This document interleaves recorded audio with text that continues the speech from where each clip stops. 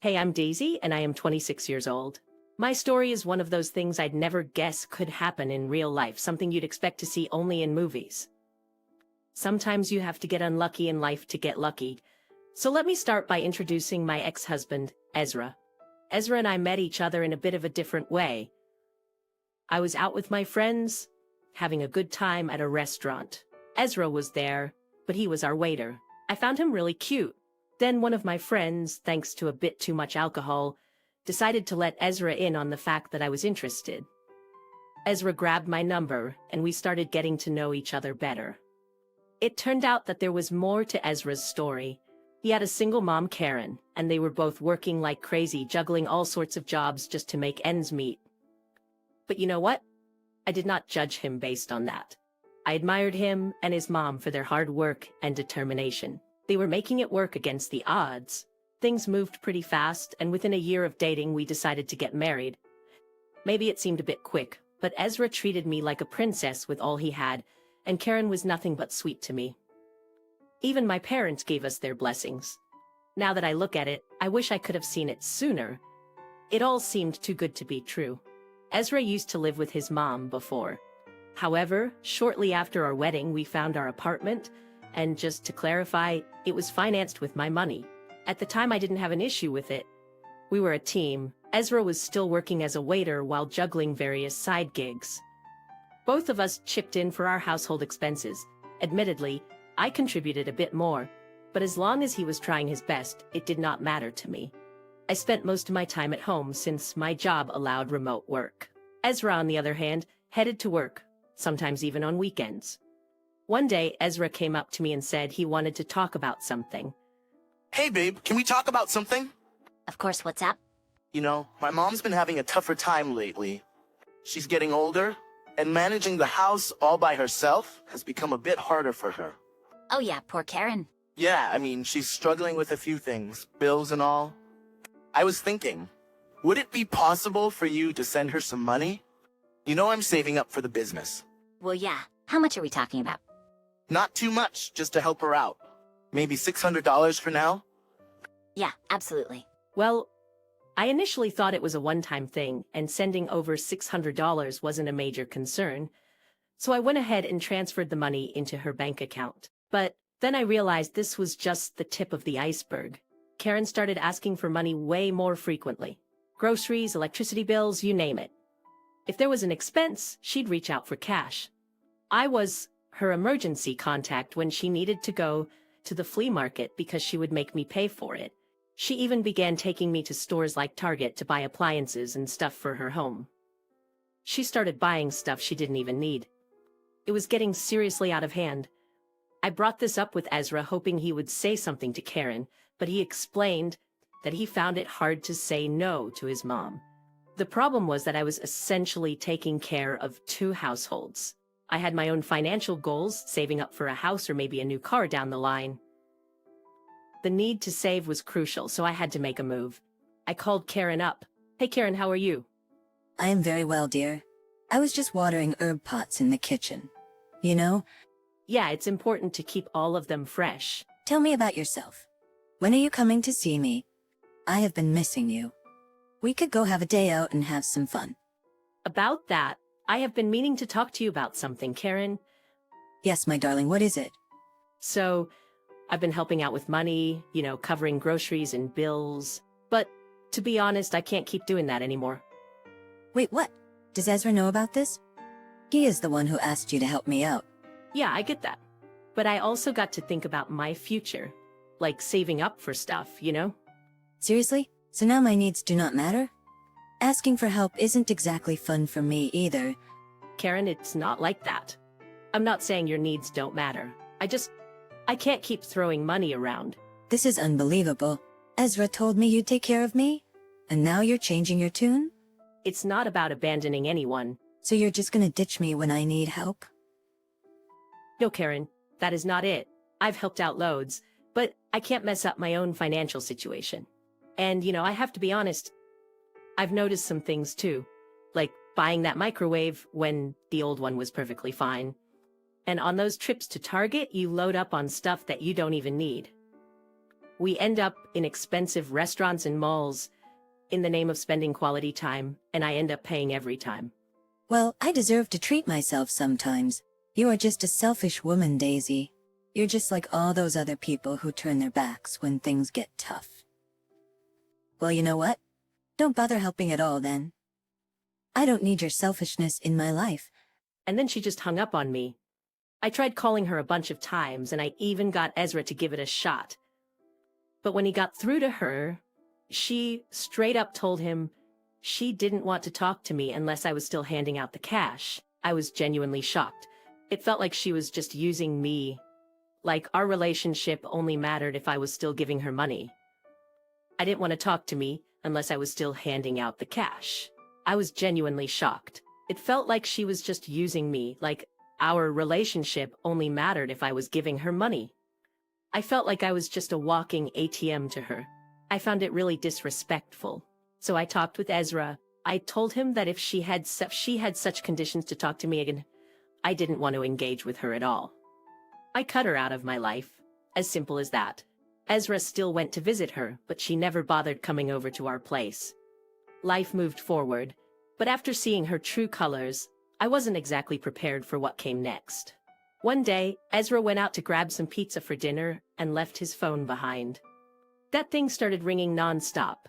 Normally, I wouldn't snoop around on his phone, and he didn't check mine either. We had this unspoken understanding, you know? But I don't know what got into me that day. Curiosity, I guess. Thank goodness for that moment of curiosity, because when I picked up his phone, it was lighting up with calls from this person named Sally, and if memory serves me right, Sally was his ex. I was beyond mad. How could Ezra be doing this? Staying in touch with his ex and not telling me about it? My mind was racing. What else could they be up to? Were they hooking up behind my back? I took a deep breath, tried to chill, and opened his phone. First, I checked if they had been texting each other. Nope, not any texts. Then I went ahead and checked their call history. There was nothing there as well. No outgoing calls, just the ones he'd recently received. I thought I was overthinking it. Maybe Sally had some kind of emergency and needed to get in touch with Ezra. Yeah, that made sense, but I couldn't be sure. I knew I couldn't just straight up ask him about this mess. Instead, I took down Sally's number on my phone and waited for Ezra to get back. He showed up with dinner, and I kept my cool and acted like everything was peachy. But I didn't sleep at all. Oh, nothing much. I just wanted to know if Ezra was free today. I thought he could babysit Connell for the day. I had some plans. Connell? Connell, our kid? Didn't you know?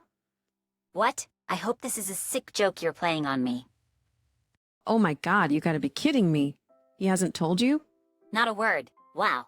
Yeah, we have a child together. It makes sense why he never let me come over. He told me you knew about this and didn't want me or Connell anywhere near you. I'm sorry. He did you dirty. Are you there? I can't believe this. Thanks for letting me know. I couldn't believe what I had just read. I was completely shaken. I couldn't wrap my head around it. Ezra had a whole baby while I was here, juggling our bills and even his mom's expenses.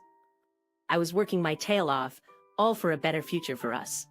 I was giving him all of my love and support, and this is what he did to me. The whole day went by, and I was just waiting for him to get back from work. How the heck did things turn out like this? Angry doesn't even cover how I felt. I was hurt. When Ezra finally walked in the door, I didn't waste a second. Ezra, we need to talk. I know what you've been keeping from me. What? What are you talking about? Don't play dumb, Ezra. I know about Sally and Connell. How did you find out? It doesn't matter how I found out. What matters is that you kept something this huge from me. How could you? Daisy, just listen. No, you listen. When did all of this happen? How old is Connell? Were you with me while this was going on? I need to know the truth, Ezra. The whole truth. Connell is almost 2 years old now. And well, me and Sally hooked up while you and I were dating. It was a mistake, a stupid one. It meant nothing. I had real feelings for you. You. Wow, while we were dating, you cheated on me? Did she tell you about the baby? Yeah, she did. When she found out she was pregnant, she told me. She said she wanted to keep it and asked if I was in or not. And what did you say? Well, after that, I did see her for another 3 months. But then it hit me, Daisy. I realized that I loved you and that you were the one I wanted to be with. So I told her that I'd be there for the kid, but that my heart was with you. So you saw her for 3 more months while you were with me? Yeah, but that made me realize that I wanted you, and that's when I proposed to you. Wow, let me get this straight. You are telling me that you proposed to me right after you were cheating on me for 3 months. And on top of that, you were hiding the fact that you had a child with her? You've got to be kidding me, Ezra. This is beyond immature. Oh my god, you and your shitty excuses. Just pack your bags and leave. I kicked Ezra out. He deserved it. My life felt like it had been turned upside down, and I went ahead and got a divorce from him. And I needed some time to heal, so I went over to my parents' place for a couple of months. They were incredibly supportive and showered me with love during that tough period. Family makes a difference in your darkest times. After spending those 2 months with them, I realized I needed to pick up the pieces and reconnect with my friends.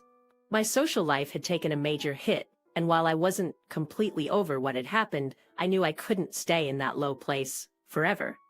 It's not easy bouncing back from a failed marriage, but I decided it was time to start putting myself out there again. Slowly, I managed to get my life back on track. Hanging out with friends became a regular thing, and I even dipped my toes back into the dating scene. It didn't lead to much, just some disappointing dates and not much else. But I was trying. Then one day, my dad gave me a call with some surprising news. My grandma Janice from my dad's side had passed away. I used to spend a lot of time at her house when I was younger. Attending her funeral was tough. And then my dad gave me another piece of news. We went through Mom's will, and there's something you should know. She left you $2 million. Wait, what? $2 million? Yes, she thought a lot about you, and she had always loved you. I don't even know what to say. That's a lot of money. She always cared about you a great deal. I knew she was going to do this. I was not entirely shocked. My family was well off, and my grandparents were even wealthier. Being the only grandchild, I kind of knew this would happen at some point. I just didn't expect it to be this soon. After inheriting that unexpected sum, I was left with a lot of choices to consider. Suddenly, I had a huge amount of money and a whole world of possibilities laid out before me. I had the freedom to shape my life in any way I wanted. Instead of diving into impulsive spending, I made one clear decision. I would sell my apartment and buy a house. So I went ahead and signed the deal, getting myself a stunning new place. It was exciting, but it also meant I had to move out. There were still some of Ezra's things hanging around that had been untouched since he left. It was a chapter I needed to close, so I called him over. It was super weird when he showed up. I mean, we were both in this limbo of not knowing what to say. He packed his things, and just as he was making his exit, he finally broke the ice. So you're moving out, huh? Yeah, finally making the jump. Are you seeing someone new, or is it just you?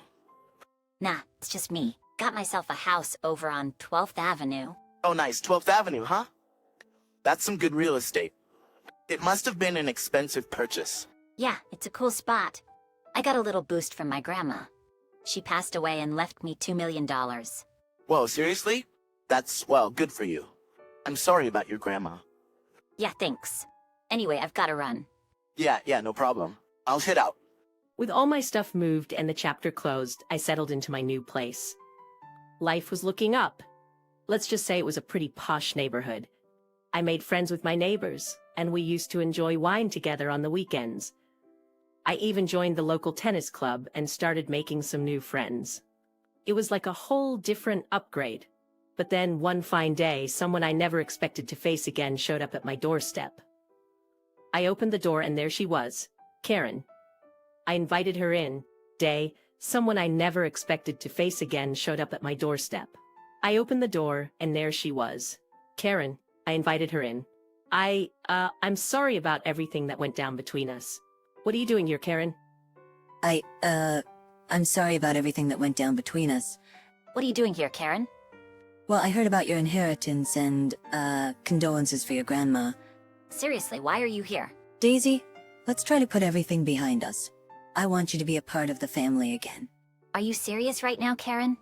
You want me back in your life just because I have more money? I just want you to help me out. Helping you out? What do you mean? I, bought myself a car on loan as soon as I heard about what your grandma left you. A pretty expensive car, about $100,000. I needed something more comfortable, for my age. Hold on a second. Are you out of your mind? Why would I even buy that for you? Who exactly are you to me? Look, I know we had our differences, but let's just keep this family together. What family? Didn't Ezra tell you? We got divorced 7 months ago. What? No, he didn't. He said you bought this house for Ezra and yourself. Karen, your son had a child with another woman he was hiding from me, and I divorced him 7 months ago. Ezra didn't tell me any of this. If you guys are not together, where has he been living all this time? I don't know. Maybe ask your son. I can't believe this. Well, believe it. And you know what's funny? Both of you are being selfish. You're here only because you need money, just like before. And Ezra's been lying to the whole world up God knows what all. Save it. I've had enough of this. Just leave, Karen. I don't want anything to do with you, your son, or your problems anymore. I basically showed Karen the door and gave her a piece of my mind. Seriously, I couldn't believe how greedy someone could be. And Ezra, man, that guy was a master liar. He'd been feeding his mom a load of BS about us still being together. Like, where was he even crashing during that time? Who lies about stuff like that? And that whole idea that I bought a house for both of us? What a joke. It's like he was playing make-believe. Ezra was acting like a kid, making up stories for his mom and who knows who else. It was just ridiculous. Later that day, I got some texts from Ezra. Hey, Daisy. I'm really sorry about my mom showing up like that. Can you just leave me alone? I am disgusted by all your lies right now. How could you even lie about all this to your own mom? And did you conveniently forget to mention her grandchild? I know, I messed up big time. I was crashing with Sally and Connell, and I told her I was with you. I didn't want her to think how big of a screw-up I am. Wow. My mom's pushing me to help pay off her car loan. I don't know what to do. Wow, really begging for help now, huh? Pathetic. Why don't you ask your little make-believe family for help? Daisy, please, I messed up. I'm desperate. Ezra, I'm not your naive wife you can manipulate anymore. Deal with your own mess. Goodbye. After that exchange, I decided to block Ezra's number from my phone. It's been a while since that whole drama went down, and honestly, I've never felt more relieved. It's almost like karma is doing its thing with Karen and Ezra.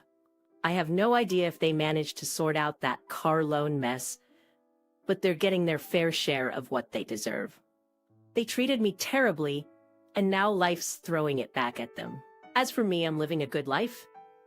Oh, and guess what? I've even met someone new. And yes, I've learned my lesson.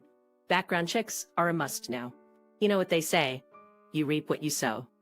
My intentions were pure while theirs, well, not so much. You get what you put out in the universe.